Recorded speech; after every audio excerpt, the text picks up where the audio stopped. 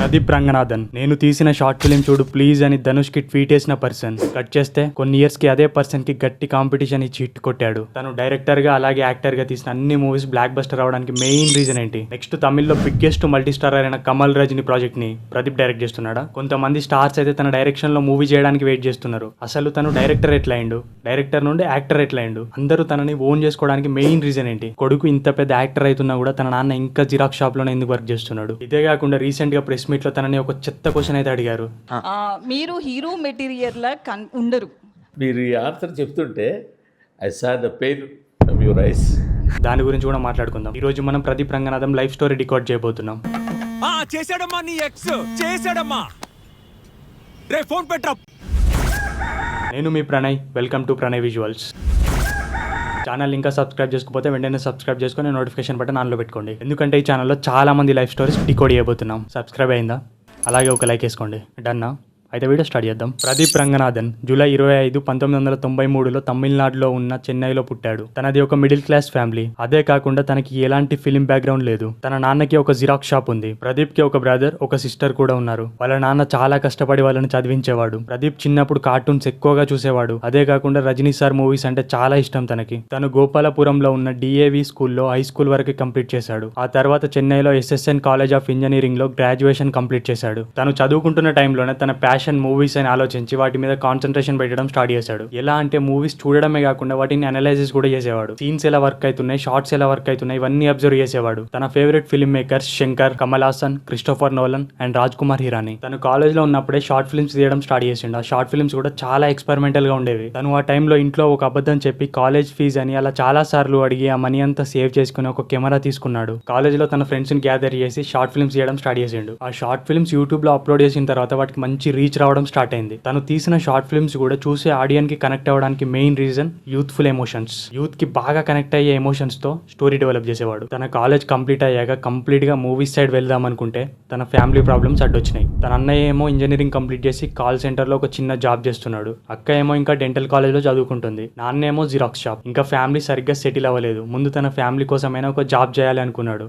అలా అనుకుని ఒక ఐటీలో జాయిన్ అయ్యాడు. జాబ్లో జాయిన్ అయ్యాక మార్నింగ్ నుండి ఈవినింగ్ వరకు ఆఫీస్ వెళ్ళేవాడు. ఈవినింగ్ ఇంటికి వచ్చిన తర్వాత రిలాక్స్ అవ్వకుండా స్క్రిప్ట్స్ రాయడం స్టార్ట్ చేసిండు. అలా ఆల్మోస్ట్ 1 year అయింది. అప్పుడే కోమలి స్క్రిప్ట్ కూడా కంప్లీట్ అయిపోయింది. కానీ దాన్ని ప్రొడ్యూస్ చేయడానికి ఎవరూ లేరు. కోమలికి ప్రొడ్యూసర్ రావాలంటే ముందు తనలో స్కిల్ ఉందని అందరికీ తెలియాలి. అలా అనుకున్న తర్వాత జాబ్ నుండి వచ్చే మనీలో కొంచెం సేవ్ చేసుకుని వీక్ డేస్ లో కాలేజ్ డైరీస్ అని ఒక షార్ట్ ఫిల్మ్ తీసిండు. అది యూట్యూబ్ లో అప్లోడ్ చేశాక షార్ట్ ఫిల్మ్ కి మంచి రెస్పాన్స్ వచ్చింది. రెస్పాన్స్ ఒకటే కాదు, ప్రదీప్ కి ఒక మంచి కాన్ఫిడెన్స్ కూడా వచ్చింది. తను మూవీ కూడా తీయగలను నమ్మకం వచ్చాక జాబ్ నుండి రిజైన్ చేసేసాడు. కానీ తను జాబ్ నుండి రిజైన్ చేసిన విషయం ఇంట్లో చెప్పలేదు. తను ఇన్ని డేస్ జాబ్ నుండి వచ్చిన మనీని సేవ్ చేసుకొని ఆ మనీతోనే ఇంట్లో తెలియకుండా మేనేజ్ చేసుకోవాలి అనుకున్నాడు. అదే టైంలో బఫ్ క్లబ్ లో షార్ట్ ఫిల్మ్ కాంపిటీషన్ పెట్టిల్లు.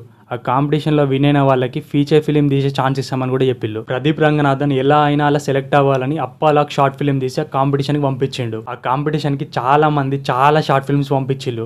ఆల్మోస్ట్ 600 వరకు వచ్చాయంట. ఈ కాంపిటీషన్ పెట్టింది 2D ఎంటర్టైన్మెంట్స్ వాళ్ళు. వచ్చిన 600 షార్ట్ ఫిలిమ్స్ లో ది బెస్ట్ 2 సెలెక్ట్ చేసిల్లు. ఆ 2లో ప్రదీప్ పంపించిన అప్పాలాక్ కూడా ఉంది. అదే టైంలో ప్రదీప్ ఒక ట్వీట్ వేసిండు, ధనుష్ సార్ నేను ఒక షార్ట్ ఫిలిం తీసాను, మీకు కొంచెం టైం ఉంటే ఈ షార్ట్ ఫిలిం చూడండి అని. కానీ ఆ తర్వాత ఇంకో రౌండ్ లో తన షార్ట్ ఫిలిం ఫస్ట్ ప్లేస్ కి సెలెక్ట్ అవ్వలేదు. అలా ఇంకో పర్సన్కి వెళ్ళిపోయింది. ప్రదీప్ చాలా డిసప్పాయింట్ అయ్యాడు. ఇలా నెక్స్ట్ స్టెప్ ఏం చేద్దామని థింక్ చేశాక తను కంప్లీట్ చేసిన కోమలి స్క్రిప్ట్ ని పట్టుకొని ఏదైనా ప్రొడక్షన్ హౌస్ లో చెప్తే వాళ్ళకి స్టోరీ నచ్చొచ్చు, మూవీ ఓకే అవ్వచ్చు అని ఆ స్క్రిప్ట్ ను పట్టుకొని ప్రొడక్షన్ హౌసెస్ చుట్టూ తిరగడం స్టార్ట్ చేసిండు. అలా కొన్ని ప్రొడక్షన్ హౌసెస్ తిరిగిండు. అదే టైంలో యూట్యూబ్ లో తను అప్లోడ్ చేసిన WhatsApp Kadhal, college diary short films ని ప్రొడ్యూసర్ ఐశ్వర్య గణేష్ చూశాడు. తన టేకింగ్ నచ్చి తనని పిలిపించాడు. ఐశ్వర్య గణేష్ ప్రదీప్ ని ఏదైనా ఫీచర్ ఫిల్మ్ స్టోరీ ఉందా అని అడిగితే ప్రదీప్ అప్పుడు కోమలి స్క్రిప్ట్ చెప్పిండు. ప్రొడ్యూసర్ గణేష్ కి ఆ కోమలి స్క్రిప్ట్ బాగా నచ్చింది. ఆ స్టోరీకి జయం రవి అయితే బాగా సెట్ అవుతాడని ప్రొడ్యూసర్ జయం రవికి స్టోరీ వినిపించిండు. జయం రవికి కూడా స్టోరీ బాగా నచ్చింది. అంతే, మూవీ ఓకే అయిపోయింది. హీరోయిన్ గా కాజల్, ఇలా మెయిన్ క్యాస్ట్ అందరినీ సెలెక్ట్ చేసి షూట్ స్టార్ట్ చేశారు. మూవీ ఓకే అయ్యాక కూడా ప్రదీప్ జాబ్ మానేసిన మ్యాటర్ ఇంట్లో చెప్పలేదు. ఇంకా ఇంట్లో ప్రదీప్ జాబ్ చేస్తుండనే అనుకుంటున్నారు. ప్రదీప్ కి అది ఫస్ట్ మూవీ అయినా కూడా చాలా కాన్ఫిడెంట్ గా షూట్ కంప్లీట్ చేసిండు. ట్రైలర్ రిలీజ్ చేశారు. అంతే, మూవీని బ్యాన్ చేయాలని కొందరు స్టార్ట్ చేసిండు. దానికి రీజన్ ఏంటంటే 90s టైంలో రజనీ సార్ పాలిటిక్స్ కి వెళ్ళింది ట్రైలర్ లో చూపించారు. అలా రజనీ సార్ ఫ్యాన్స్ కొంతమంది ఆపోజిట్ అయ్యేసరికి మూవీ ప్రొడక్షన్ వాళ్ళు కూడా కొంచెం భయపడి మూవీ నుండి కూడా సీన్స్ కట్ చేయించిల్లు. కానీ మూవీ రిలీజ్ అయ్యాక మంచి టాక్ తో హిట్ అయింది. మూవీ రిలీజ్ అయ్యి హిట్ టాక్ వచ్చిన తర్వాత ప్రదీప్ అప్పుడు ఇంట్లో చెప్పిండు, నేను జాబ్ మానేసిన డైరెక్షన్ సైడ్ వచ్చినా అని. మూవీ హిట్ అవడంతో ఇంట్లో కూడా చాలా హ్యాపీగా ఫీల్ అయ్యారు. కోమలి మూవీ కలెక్షన్స్ చూసి ప్రొడ్యూసర్ ప్రదీప్ కి ఒక కార్ గిఫ్ట్ ఇవ్వాలి అనుకున్నాడు. కానీ ప్రదీప్, నాకు ఆ కార్ వద్దు సార్, పెట్రోల్ కొట్టించుకోవడానికి డబ్బులు లేవు, ఆ కార్ కి ఎంత అయితే అమౌంట్ ఉంటుందో ఆ అమౌంట్ ఇవ్వండి, నాకు చాలా హెల్ప్ అవుతాయి అని చెప్పాడు. ప్రొడ్యూసర్ కూడా అలాగే డబ్బులు ఇచ్చాడు. ప్రదీప్ తన ఫస్ట్ మూవీ హిట్ అయింది, లైఫ్ సెట్ అయిపోయినట్టే అని హ్యాపీగా ఉన్నాడు. కానీ ఫస్ట్ మూవీ హిట్ అయ్యాక కూడా ప్రదీప్ కి తొందరగా ఛాన్సెస్ రాలేదు. కోమలి హిట్ తర్వాత విజయ్ తలపతి ప్రదీప్ ని పిలిపించుకున్నాడు. కోమలి చూసా, బాగుంది, నాకు కూడా ఒక స్టోరీ రెడీ చేయని చెప్పాడు. ప్రదీప్ కూడా చాలా ఎగ్జైట్ అవుతూ సరే అని చెప్పి వచ్చేసాడు. కానీ కొన్ని డేస్ తర్వాత విజయ్ ఆఫీస్ నుండి అయితే ప్రదీప్ కి ఒక కాల్ వచ్చింది.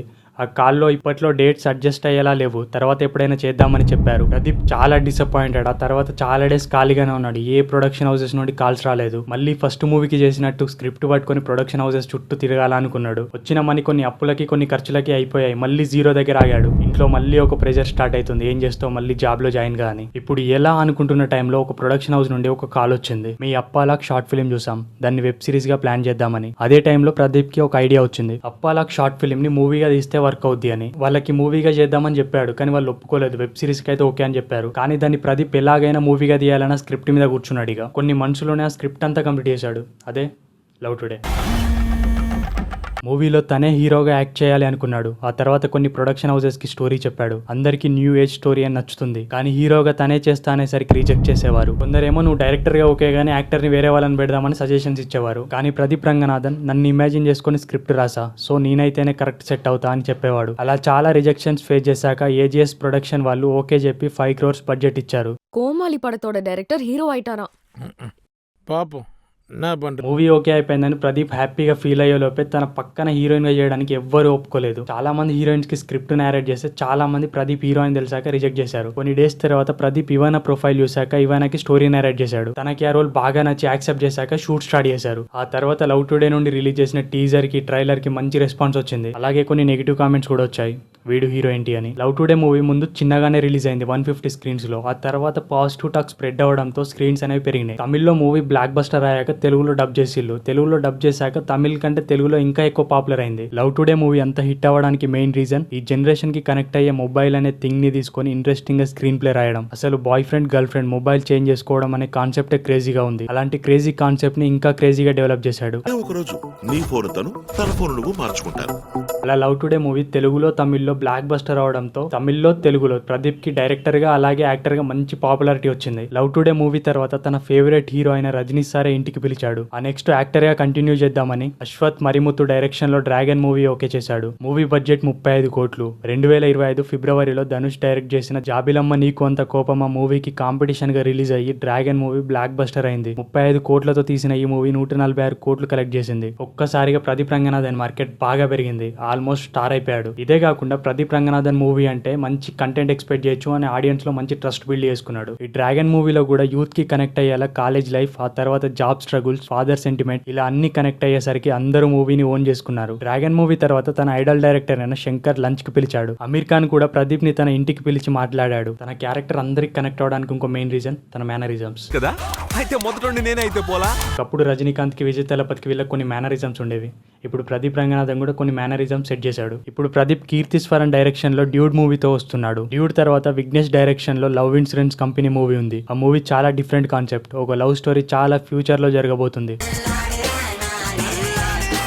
తను కంప్లీట్ గా యాక్టర్ గానే కాకుండా రీసెంట్ గా అయితే ఒక న్యూస్ వైరల్ అయింది. కమల్ రజనీ మల్టీ స్టారర్ కాంబోని ప్రదీప్ రంగనాథన్ డైరెక్ట్ చేస్తున్నాడు అని. అసలు ఈ మల్టీ స్టారర్ కాంబోని ముందు లోకేష్ కనకరాజు డైరెక్ట్ చేస్తున్నాడు అని న్యూస్ వచ్చింది. కానీ ఆ తర్వాత లోకేష్ సైడ్ అయిపోయాడు, ప్రదీప్ రంగనాథన్ డైరెక్ట్ చేస్తున్నాడు అని న్యూస్ స్ప్రెడ్ అయింది. ఈ న్యూస్ కి ప్రదీప్ రంగనాథన్ రియాక్ట్ అయ్యాడు, తన మూవీని డైరెక్ట్ చేయట్లేదు అని. తను ప్రెసెంట్ ఒక స్క్రిప్ట్ వర్క్ లో ఉన్నాడు, అది సైంటిఫిక్ మూవీ అని కూడా చెప్పాడు. లవ్ ఇన్సూరెన్స్ కంపెనీ మూవీ తర్వాత స్టార్ట్ చేయొచ్చు అది. లవ్ టుడే తర్వాత తన థర్డ్ డైరెక్షనల్ మూవీ అది. తను ఇంత పెద్ద స్టార్ అవుతున్నా కూడా తన ఫాదర్ ఇంకా జిరాక్స్ షాప్ రన్ చేస్తున్నాడు. ప్రదీప్ కూడా చాలా సార్లు అడిగాడంటే ఎందుకు ఇంకా షాప్ అని. కానీ వాళ్ళ నాన్న తన వర్క్ ను వదులుకోలేక తన మనీని తనే సంపాదించుకుంటున్నాడు. పాస్ట్ లో ఇది మనం యష్ కూడా చూసాం, వాళ్ళ నాన్న ఇంకా బస్ డ్రైవర్ గానే చేస్తున్నాడు అని. తన కొడుకు సూపర్ స్టార్ అయినా కూడా he still a bus driver. ఇదే కాకుండా రీసెంట్ గా ప్రదీప్ డ్యూడ్ ప్రమోషన్స్ కోసం తెలుగు స్టేట్స్ కి వచ్చాడు. ఆ ప్రమోషన్స్ లోనే ఒక యాంకర్ తన స్టేజ్ మీద ఒక క్వశ్చన్ అడిగింది. ఆ క్వశ్చన్ ఏంటంటే, మీరు హీరో మెటీరియల్ కాదు కదా, ఈ మూవీస్ ఎందుకు హిట్ అవుతున్నాయి అని. దానికి ప్రదీప్ ఇచ్చిన ఆన్సర్, నేను చూడడానికి స్కిన్నీగా బ్లాక్ గానే ఉన్నా, కానీ స్క్రీన్ మీద నన్ను చూసేటప్పుడు ఆడియన్స్ వాళ్ళే నా ప్లేస్ లో ఉన్నారు అని ఇమాజిన్ చేసుకొని చూస్తున్నారు. When they see the screens, they feel they're the hero. So when they see themselves in me, I'm already a hero. So అలా నా క్యారెక్టర్ కనెక్ట్ అవుతున్నారని చెప్పాడు. ఈ ఇన్సిడెంట్ మీద రీసెంట్గా కిరణ్ అబ్బవరం కూడా రియాక్ట్ అయ్యాడు. అలాంటి క్వశ్చన్స్ ఉంటే మమ్మల్ని అడగండి, వేరే స్టేట్ నుండి వచ్చిన వాళ్ళని అడగకండి అని. నన్ను అడగండి అమ్మా, పర్లేదు, కానీ పక్క స్టేట్ నుంచి హీరో వచ్చినప్పుడు అలా కించపరిచే క్వశ్చన్లు అడగడం మంచిది కాదని నా ఫీలింగ్. ఫీల్ అయ్యారా? No, sir. Why? I'll tell you why. Because this is not the first time I'm hearing it, sir. In childhood, they'll say I'm thin, I'm dark, and all those things I've been hearing only. ఎవడని చెప్పినా talent ఉన్నోని ఎవడు ఆపలేడు. ఒక BTech student చిన్న చిన్న short films తీసే stage నుండి ఇప్పుడు పెద్ద పెద్ద స్టార్స్కే కాంపిటీషన్ ఇచ్చే రేంజ్కి వెళ్ళాడు. ఇది తన జర్నీ. నెక్స్ట్ ఎవరి వీడియో కావాలో కామెంట్ చేయండి. See you on future videos. Bye. చేశాడమ్మా నీ ఎక్స్ చేశాడమ్మా. రే ఫోన్ పెట్టరా.